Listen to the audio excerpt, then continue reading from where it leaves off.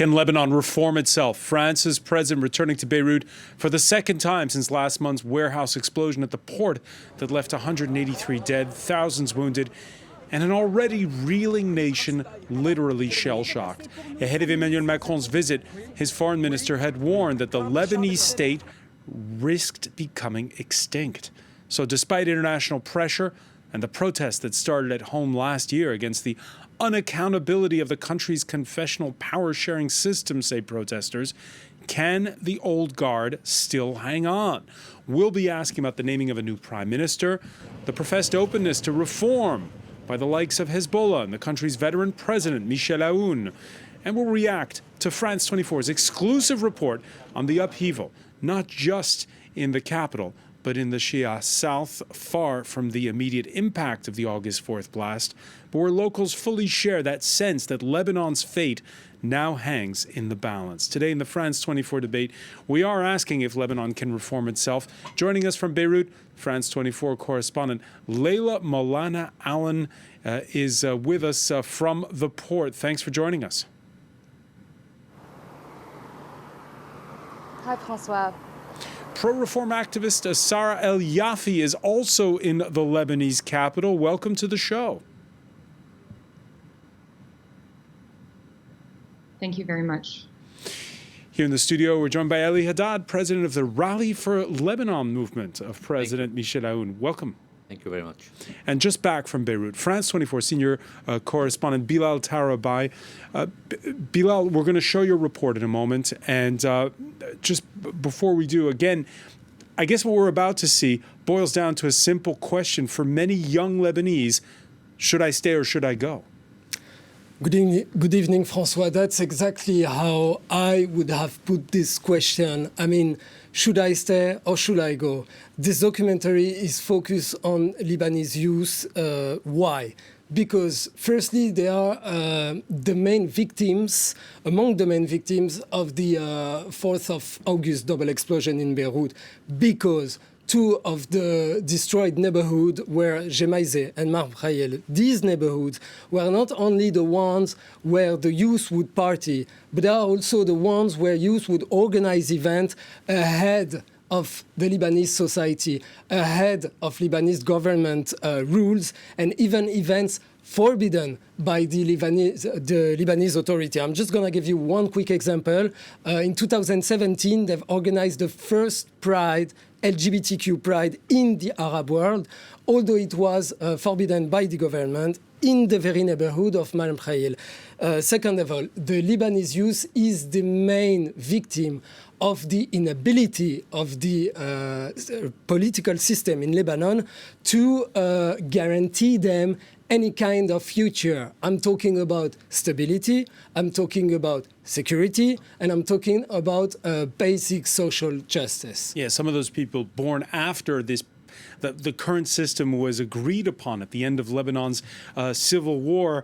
Bilal, you went also outside of the Beirut bubble to the south. Did you get a sense overall that there's, well, a feeling of despair, or that this is an opportunity? You were just talking about the fact that these youths were born after the civil war, with the political system that they inherited. So, in the very south of Lebanon, we have this young Lebanese, name is Mohammed. So he was born there, he lived there, and it's a part of the country under the rule of Hezbollah, the Shiite party, just because this part of the country was liberated by the Hezbollah and was occupied by Israel for 15 years. And even this young Lebanese, who has, let's say, many reasons to go for or to go with, to be with Hezbollah, even him criticizes now the incapacity of this traditional inherited party to ensure any kind of future, not only for him, but for any young Lebanese today. Bilal, you're a man in demand. I know that you're expected on the French set, where they're looking at the same report, but in French. Thanks for joining us. So without further ado, it's that report by Bilal Tarabai and Cyril Payen, filed for Reporters, the France 24 investigative news magazine.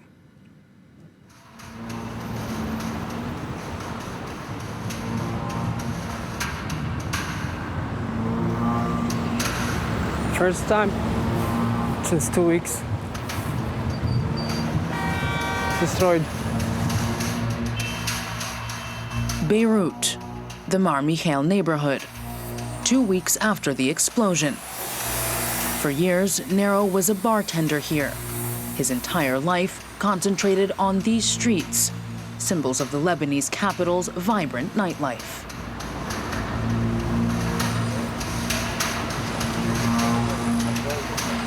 I'm seeing old places where I used to work, or I used to come and drink with my friends, all destroyed. So it hurts, you know? It hurts. Nero was injured in the explosion, and many of his friends are still missing. Closed. The local greengrocer is still here. Originally from Armenia, Siham has long been a pillar to the community. Her shop open night and day. She's a mother figure to the neighborhood's young revelers. Were you injured in the explosion? Yes. I was bleeding for more than 4 hours. It'll take another 40 days for me to recover. Be careful. Take care of yourself. Nero couldn't bring himself to tell her the bad news. Well, I didn't want to break her heart. She's a sweetheart. I don't want to make her sad. But eventually she'll find out through my friends, through people around here, that we're leaving the country.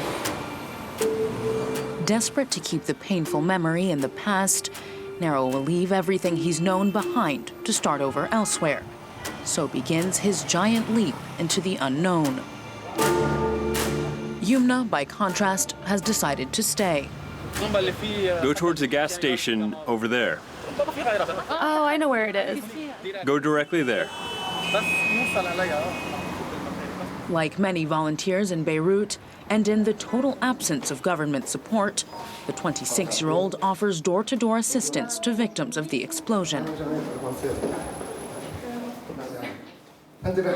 Do you need help with your furniture or anything else? This couch is broken, as you can see. A bit like everything else in my home. Do you live alone here? Yes, I'm by myself. In a brief moment of respite from the chaos, Cosette takes comfort in past pleasures.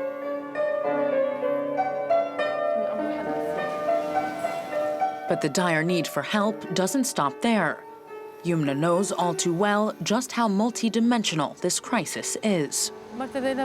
Do you want mortadella? Okay, let's go to the store. Hundreds of Syrian children survive by begging in the streets of Beirut. Since the collapse of the Lebanese pound in January, food is often unaffordable. How much is this? 29,000? 31,000 in all. How much is the mortadella? 12,000. 12,000. It's really expensive. Yumna's generosity is well known in the neighborhood. Another Syrian child quickly catches up with her. I'll give you a bottle of water and that's all. There are people over there who are hungry too. They're homeless and without their families. Are you listening to me? Listen to me.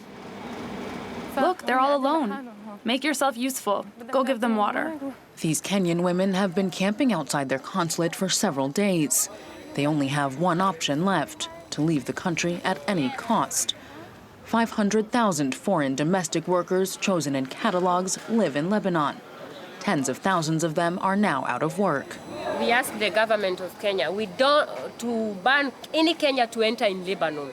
They are suffering, and they are suffering in their madam house and suffering from our consulate.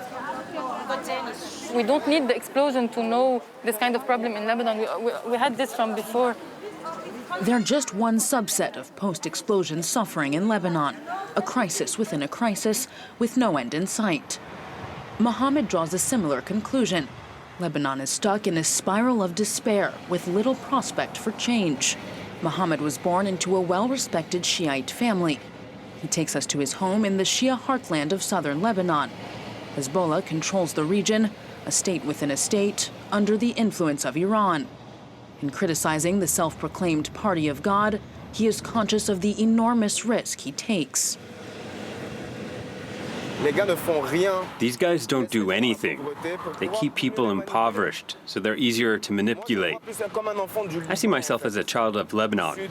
The south, north, east, and west, for me, that's Lebanon. But do they see things like that? I don't think so. There's so much poverty. If you're from the south, you should help the south bounce back and make progress instead of staying stuck in the past. We're still talking about wars that ended 20, 25 years ago. We need to look to the future. Look, just ahead, there's one of the region's only hotels. It closed 2 months after opening. Who would want a vacation here? Nobody. It's not appealing. It feels like we're in a general state of alert all year long. Lower the camera. There's guys there, the flag on their car. Southern Lebanon is among the country's poorest and most closed-off regions. This is the Beaufort Castle, a relic of the battle between the Crusaders and the Sunni Ayyubid dynasty.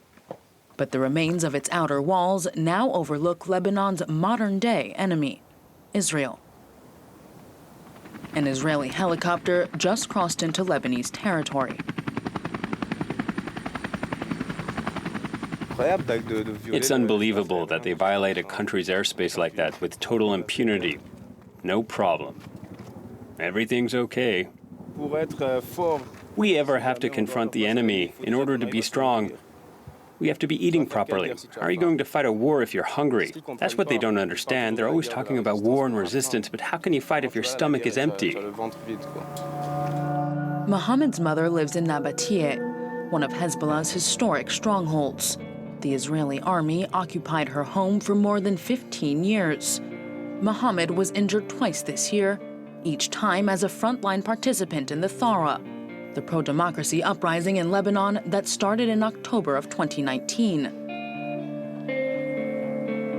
His mother is worried. Let me tell you something. The only Lebanese mother who is happy is one whose son leaves Lebanon. When her son goes far away, travels, she's happy to say he found something else elsewhere. We're the only mothers in the world to think this way. I don't know if there are any other mothers who would want their sons to go far away from them. But for Mohammed, leaving is out of the question.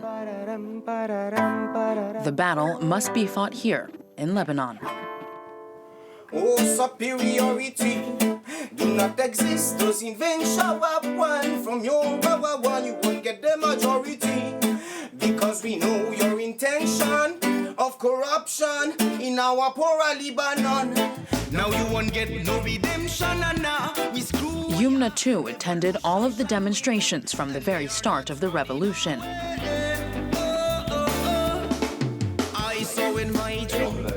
Like so many others, she sees the protest movement as a turning point.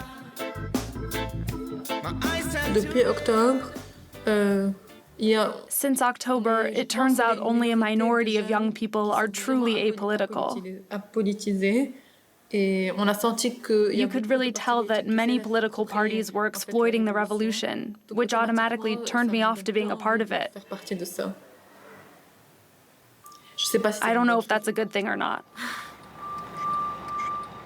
The onset of a new era in Beirut, a deserted city, under lockdown, with entire neighborhoods in mourning.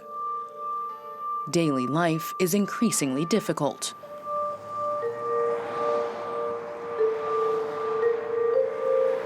Nero, the former barman, and his girlfriend Sarah are preparing to leave their apartment in eastern Beirut.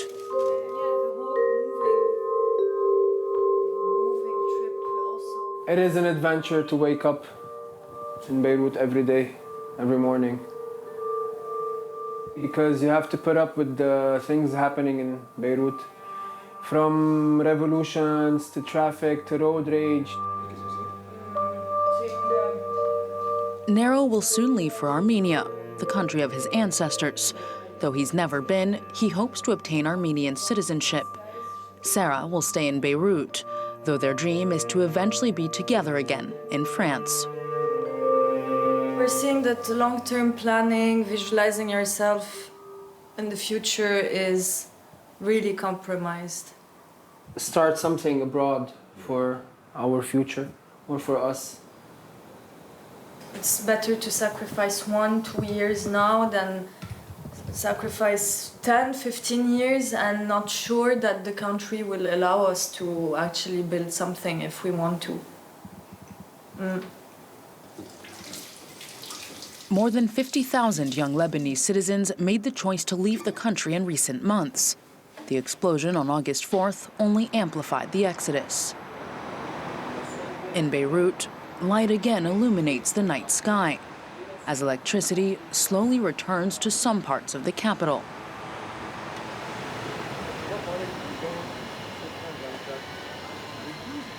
But Mar Michel, the neighborhood once known for its bars and parties, remains a shadow of its former self. Mohammed and Nero met here many years ago, a time when Mohammed played his music with Nero behind the bar. They stole 1 billion%. So there any politicians who stole. We're tired of dying and being reborn. We're tired. We just want to live. We don't want to die and being reborn. People say Beirut is like a phoenix. We're tired of being a phoenix. We want to be we want to live. That's as simple as that. Half of us are gonna live, and the other half is gonna fight. That's how I see it. Maybe it's a hopeless fight, but it's worth it. It's worth the fight. It was worth the fight. You think? Yeah. I can't blame you for saying that, bro. It was, man. Maybe 1 year ago I would have blamed you and no, give up and now. But now I can't blame you. After all that's happened and what happened recently, if we had the will to fight, it is now gone. And those who are left to fight, they are being oppressed. Yeah. And treated like animals. Animals are treated maybe they are treated better. Sarah, Mohammed, Nero, and Yumna were all a part of the revolution in October of 2019, the unprecedented popular uprising hoping to transform Lebanon.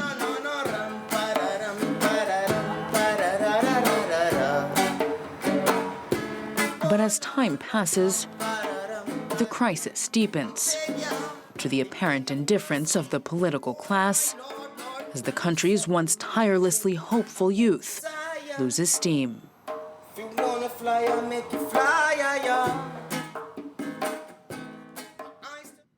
And that report for Reporters, the France 24 investigative news magazine read by Aaron Agunke.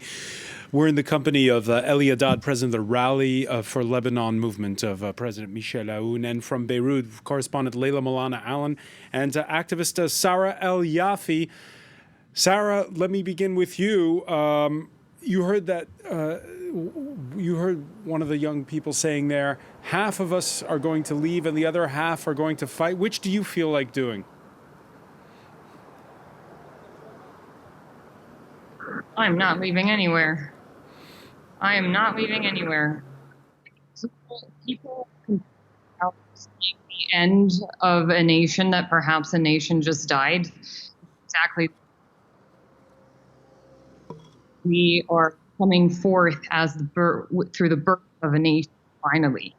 This beginning of Lebanon that we've awaited for decades. This is not a new Lebanon. This is the first Lebanon that will be formed. And I'm not leaving anywhere. Leila Malana Allen, what are people telling you? What are people telling me? Many people are telling me exactly what Sarah said just there. Of course, we do have these two camps. We have the people who are desperate to get out. So many protesters that I've seen over the last year who truly believed that this was the movement, this was the time that they would be able to change the country. It was their future, these young people. But they even said to me at the time, if this doesn't work, that's it. This is the last chance I'm giving the country. And of course, that protest movement did start to fade earlier this year, firstly with the COVID COVID-19 lockdown, then with this increasing economic crisis that has made it so difficult for many of them to live here without jobs, and they're finally fleeing. That mother we saw there in that package saying only mothers whose children go abroad can be happy, but of course so many mothers so desperately heartbroken that their children have to leave when they raise them here, but they have no other option. The other half of those people, as I said, like Sarah, they're saying, I'm not going anywhere. We are here, we're going to overthrow this government that we don't believe in, and we're going to build something new. And many of them feel that now there's a different way to do it.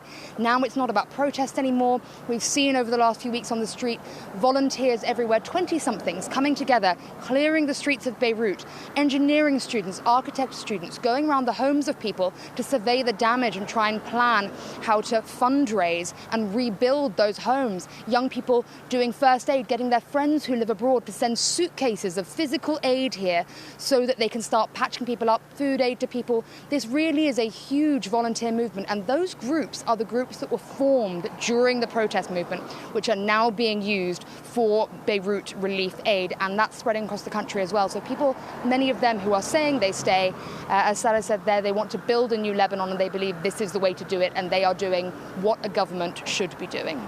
Yeah, we're going to be talking about Emmanuel Macron's visit in a moment, Eliada, but one of the big questions is channeling the aid directly to the people, not through the government. You just heard what Leila was saying there. Is the government less important than it was at this particular time? It's not the issue less or more important. Even the President of the Republic, General Al-Amin, when they had the meeting with all the presidents, initiated by President Macron, there was Trump and all the others. Even President Al-Amin told the whole world that all helps must be given through these organizations, not through the governmental organization. And did you agree with that mother in the south of Lebanon? We saw in the report saying only in Lebanon is a mother happy when her son goes abroad? Look, I am here. I left Lebanon one day. I know it's not something easy to decide, but one day you have to choose. I left Lebanon. I was a doctor there and did my specialty here, so you have to leave. Especially now, I understand this mother, of course. Waking up in Beirut is an adventure, says Nero in that report, Leila Milana Allen, and you've borne the brunt of it personally, what with that August 4th explosion forcing you, A, to leave your home, and B, well, right now you're still not completely on the mend. I'm not. I live just a few hundred meters from where I'm sitting now in front of the port. You can see the port from my window, and my apartment, like so many others, exploded with the force of the blast.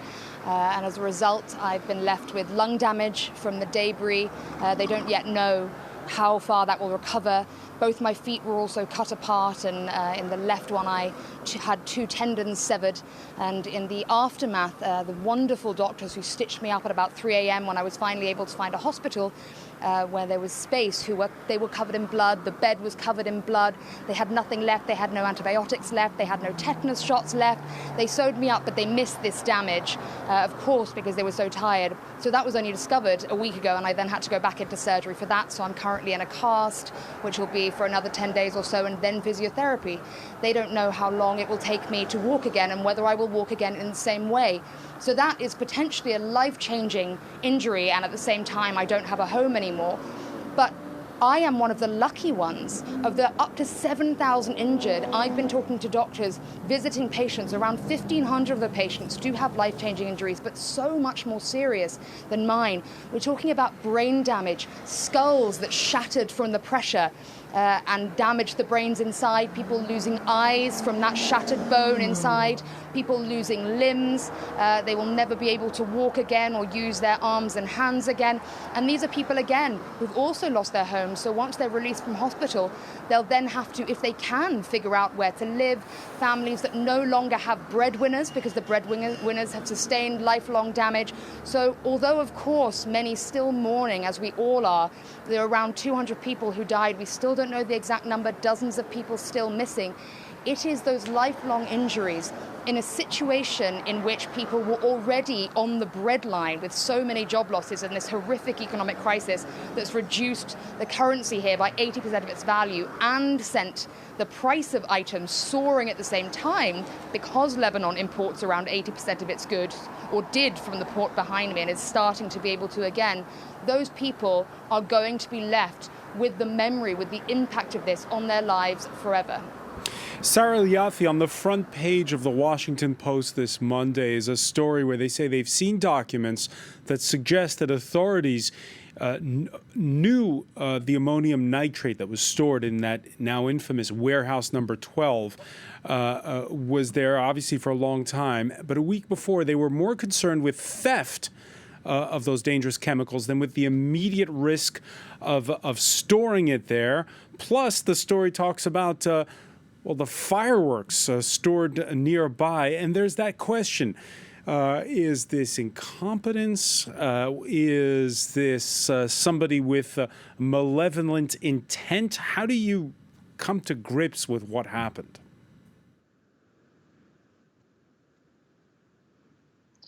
You know, I think we've gathered enough data up until now to understand that there is an official narrative that the oligarchy is trying to stick to and trying to also let foreign media adopt.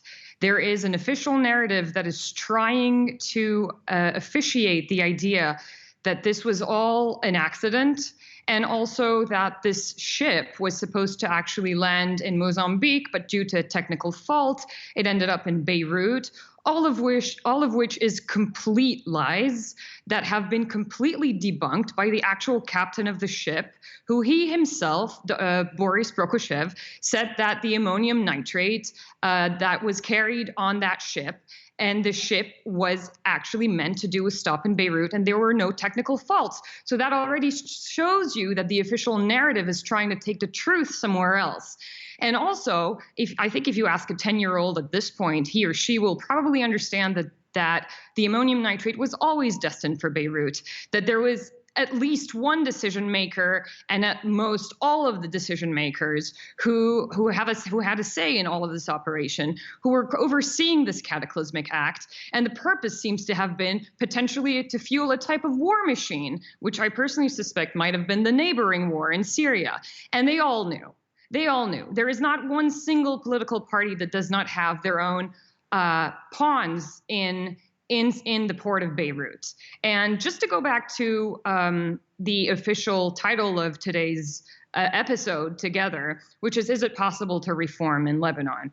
On the backdrop of everything that I just said and everything that we just saw in the documentary, any reform, be it constitutional or administrative, is literally impossible to implement with the current political class that is made up of a coalition between a mafia and a militia.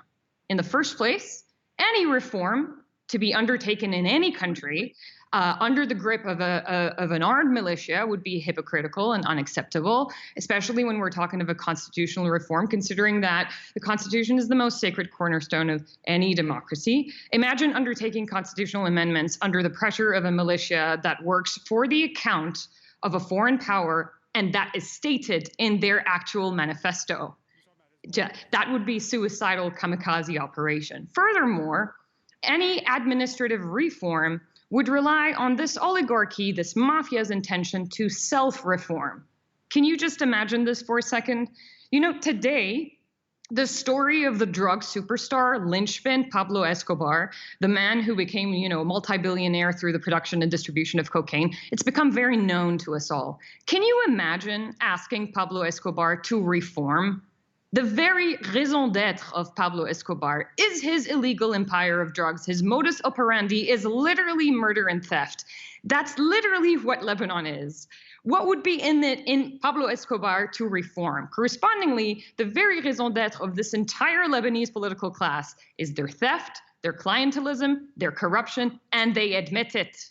They admit it. They don't hide it. Their modus operandi is usurping public funds for the purpose of self-preservation.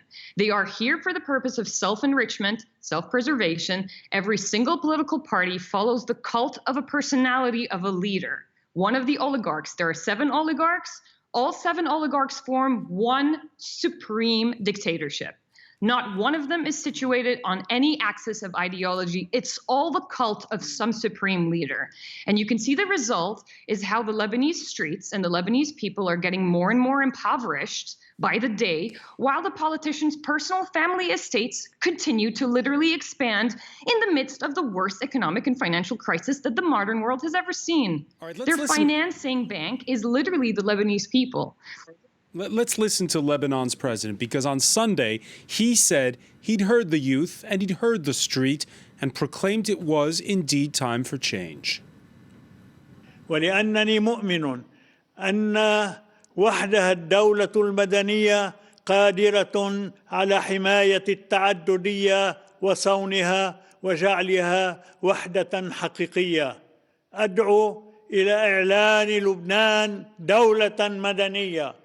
Now, Eliadad, this saying it's time for a secular state, it's time to scrap the that confessional breakup for people who don't follow the intricacies of Lebanon, where the president has to be a Maronite, or Christian, the speaker of parliament has to be a Shia, the prime minister has to be a Sunni, and all of the way it's a sort of this constant power sharing or confessional breakup of power. Is this just because the French president's in town and because the IMF is putting the pressure on? Look, what the president said yesterday, it is his real thought. I know him since long time. I know that this is what he thinks really, what he wants to do. He's laïque, as we say in French. Secular, completely secular, and this is how he saw Lebanon. But when he came to Lebanon in 2005, he was faced by all this political class that imposed on him the rules. He was not able to change anything in this rule. He tried to oppose this class. He wasn't able to give a real opposition. Then he tried to enter this configuration, and as president of the republic, he wasn't able to change anything. Why now? Because now there's a real possibility of change, because the pressure of the French Republic, yes, because the pressure of the conditions.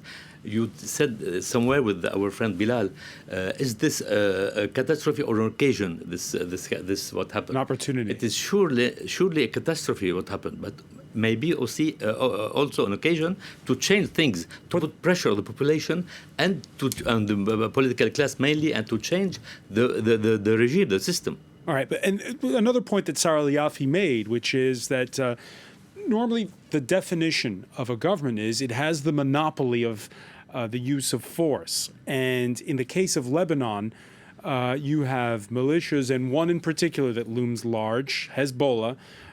So the government does not have the monopoly of force. So is it possible? Yes, of course. We inherited the situation in 2005. It was like this, even in corruption and Hezbollah arm and all this. We inherited this situation. Arms are with Hezbollah, with other people. We saw yesterday in Khalde also many problems, many military problems. When Hezbollah says that it's open to reforms, do you believe him? I think Lebanon has not the choice. All the political composition of the country doesn't have the choice, because no money in Lebanon, no future. You see, all the population are leaving the country. So even the Shiite population, even the Sunnite, everybody is leaving, not only the Christians. So they have to change. I hope they will go until the end. Not only Hezbollah, but the others also. And I hope the pressure will continue. And I ask the Lebanese protesters in the road, in the streets, to continue the pressure, because we need their pressure. They have to organize themselves, because we have to deal with them. The president of the republic asked them to integrate the government, to change. 10 months after public protest, there is we are not. But again, to Sarah's point, can the government reform itself, or is there? How do you do it? Who makes the decision of how to reform? I'm sorry, you have to know how Lebanon how Taif is made. There is no decision in Lebanon. The president of the republic has no prerogatives. You know this, and every minister in his ministry decides everything. If you want to do a project and plan, a power plant, if you want, if the finance minister does not give the money for that, you cannot do it. So you cannot. This is the system cannot. It is completely blocked. We have to change the system. What is the blueprint? Very briefly, Sarah Yafi, because we're short on time. What would be the blueprint for that wholesale reform we've been talking about? How do you go about it?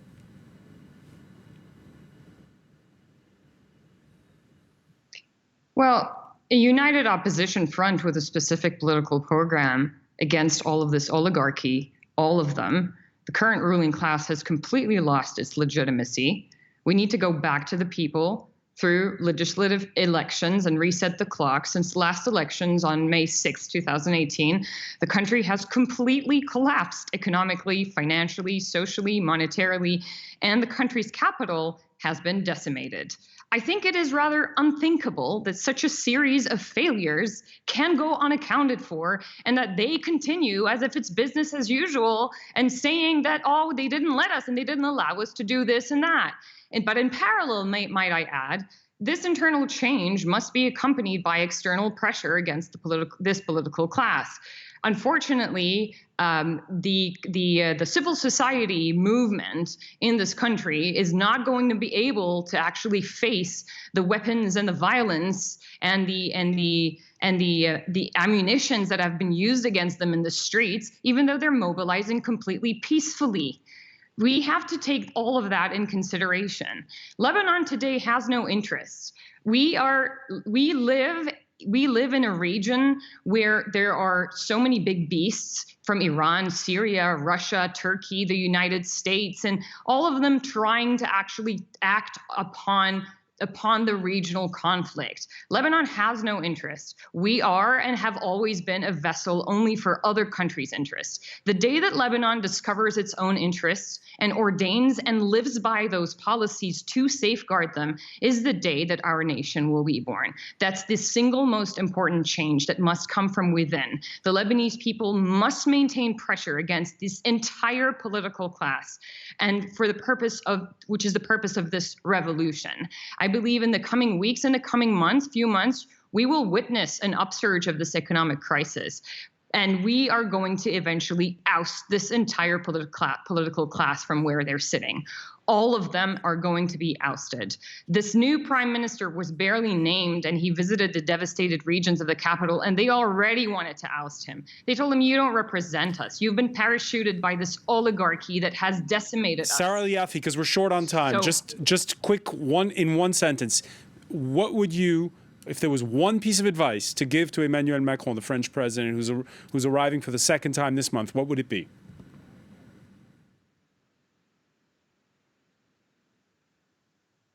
May I just say more than one sentence? I have to say that there is a very privileged relationship between France and Lebanon, okay?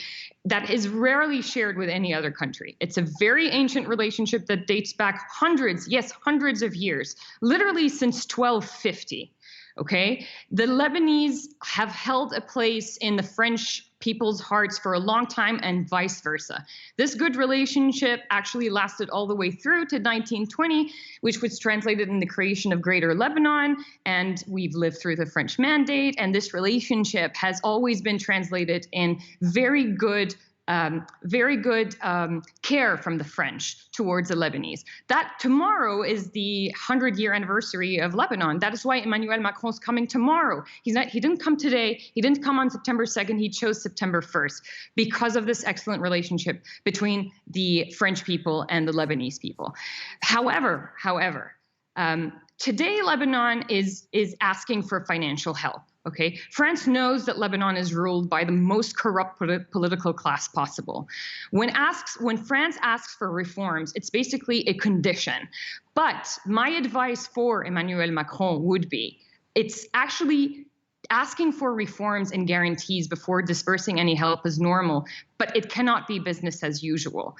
Because today, the reforms that President Macron is asking are indeed in favor of what the Lebanese themselves want. However, it's too complacent, because the French should hear the voice of the Lebanese people and the struggles for reforms from the people, and stop bailing out the Lebanese political system and their oligarchs, their mafia oligarchs.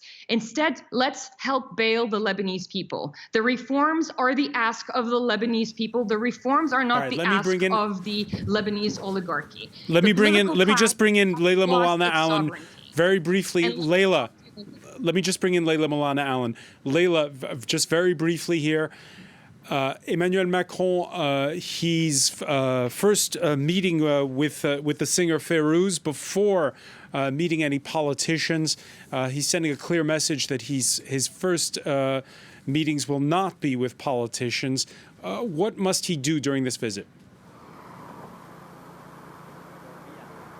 So actually, Francois, that has just changed. That was a big statement. Fairouz, of course, this singer, is perhaps the one person who unites all the Lebanese people, such an important figure since the civil war and beyond. But he is now being met at the airport by President Aoun. And it's unclear whether the presidency forced that upon him or he changed his mind, because, of course, last time he came, he was in the streets of Gemmaise meeting people. He pushed back meeting politicians at the presidential palace by an hour, which was very embarrassing for them, a very clear statement. He was more interested in what the people had to say. Now, the problem is, because the French government has been pushing for this new government to be formed in Lebanon, it now seems as though Macron has been behind that, and he has perhaps allied himself with the devil in a certain way, according to protesters here, because by saying that he believes in this new government, which is what he's doing when he meets with them initially and asking for it to be formed so quickly, that goes against what the people on the street are saying, which is that any government put together by this current sitting parliament, which was elected based on those old political interests, is illegitimate. So he is walking a very, very fine line where he's trying to get a government to push Lebanon forward and agree to some of these essential reforms, but at the same time he doesn't want to lose the support and the interests of the people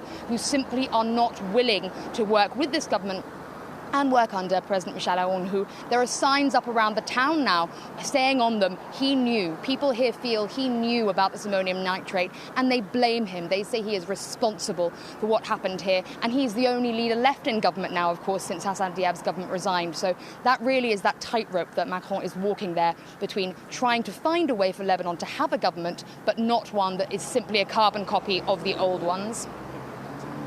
Follow that tightrope act as Emmanuel Macron visits Beirut. Leila Malana Allen, I want to thank you so much. I want to thank Sarah Liafi.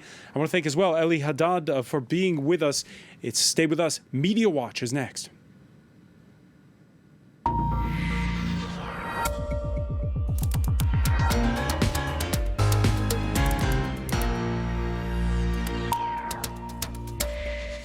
And we say hello to James Creedon in the flesh. Indeed, here I am. Here we are. James, you heard Leila Malana Allen talk about how it's a tightrope act for the French president. Definitely, and so there's been a certain amount of reaction to his visit, but actually most of the reaction that I've been looking at this afternoon, this evening, Francois, is about the new Prime Minister, and there would be, I would say, a degree of cynicism about whether this involves any real change. So just to look at some of the reactions online.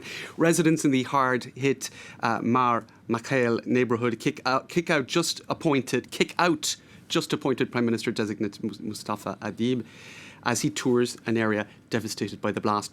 We, the protest movement, don't want you. You are from the ruling elite, not the people. So that's an image there. We don't have the sound on that, but a little bit of a video capturing that moment and explained there by that Twitter user. Now this here in badly translated Twitter translation shows the name of the former and then of the current Prime Minister, and you see it's displacing one letter essentially. So you've got Diab from Hassan. So it's almost Diab an anagram to Mustafa Adib, and it's just one letter being moved from one spot to another.